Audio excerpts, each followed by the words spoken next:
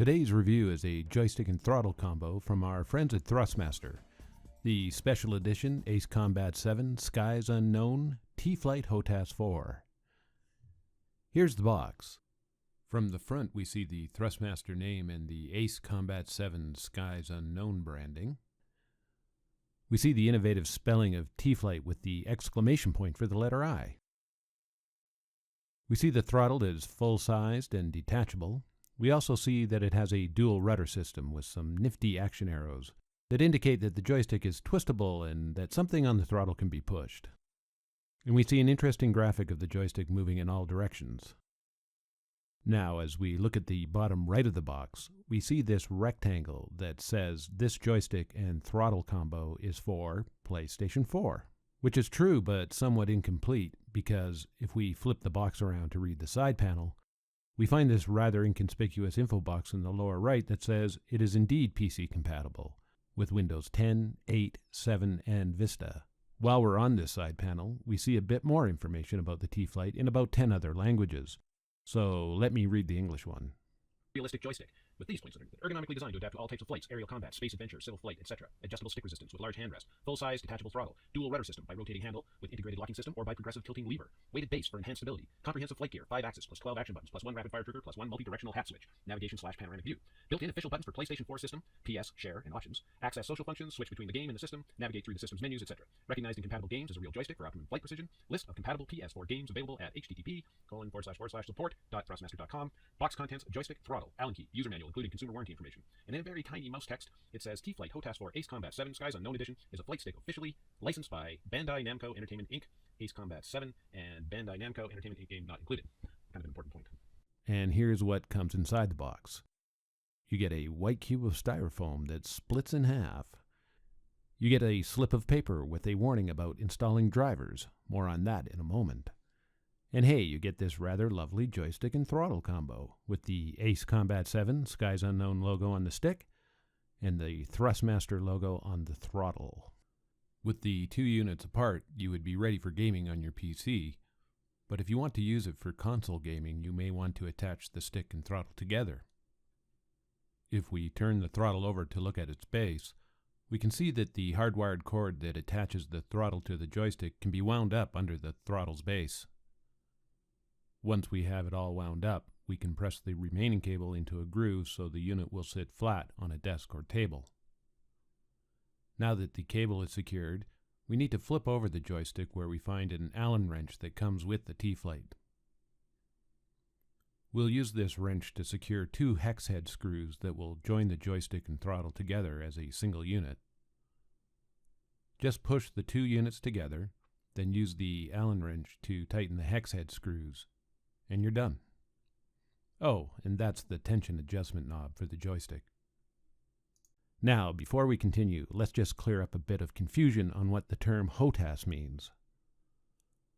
HOTAS is an acronym that stands for hands-on throttle and stick.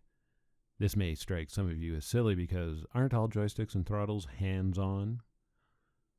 Well, of course they are, but the hands-on part, the HO in the HOTAS acronym, derives from the fact that the buttons and multi-position switches on both the joystick and throttle duplicate the same functions of other buttons and switches found in the cockpit, and which to activate you would have to take your hands off of the joystick or throttle. Hence the term hands-on throttle and stick means you don't have to take your hands off the joystick or throttle to press those buttons in the cockpit. Installation is straightforward on both the PlayStation 4 and the personal computer. On the PlayStation 4, installing the T-Flight is simply a matter of plugging it in and you're ready to go. This is especially true when playing PS4 games that have native support for the T-Flight HOTAS, as does Ace Combat 7 Skies Unknown.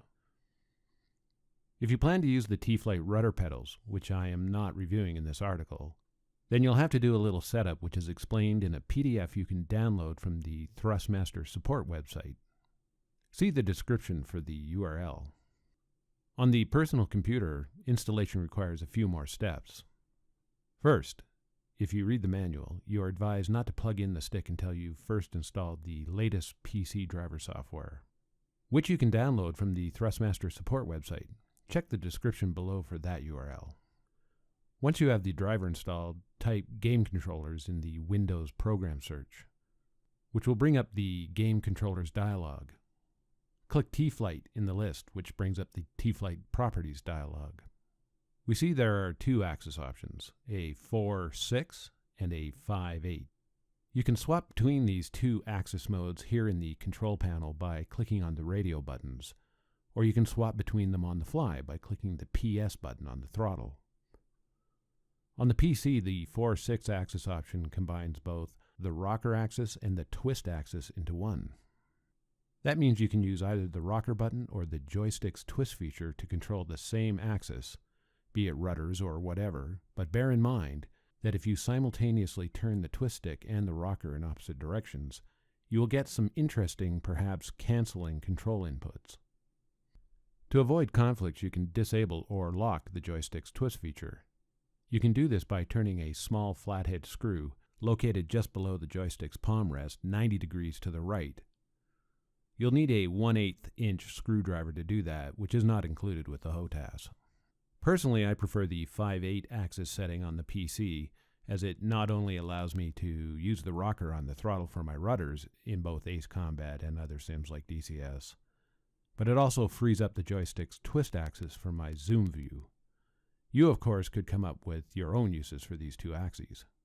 To the right of the rocker, twist, and throttle axes, you'll find the joystick's X and Y axis grid, where you can see the range of motion of your joystick.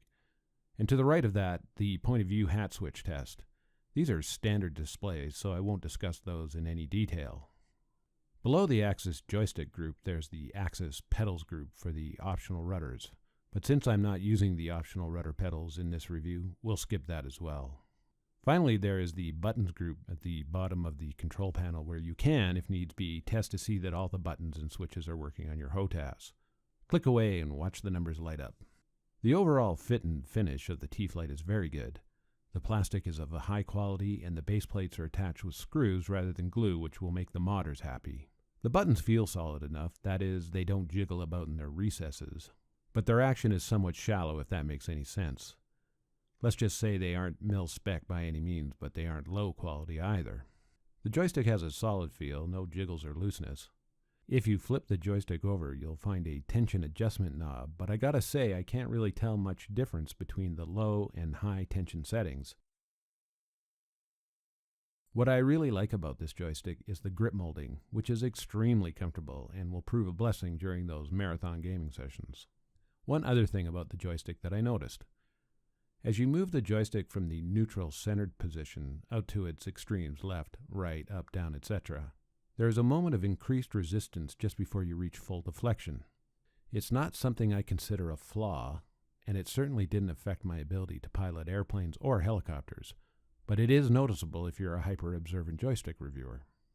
The throttle quadrant, like the joystick, is very well designed in terms of its buttons and its overall quality of construction and ergonomic comfort.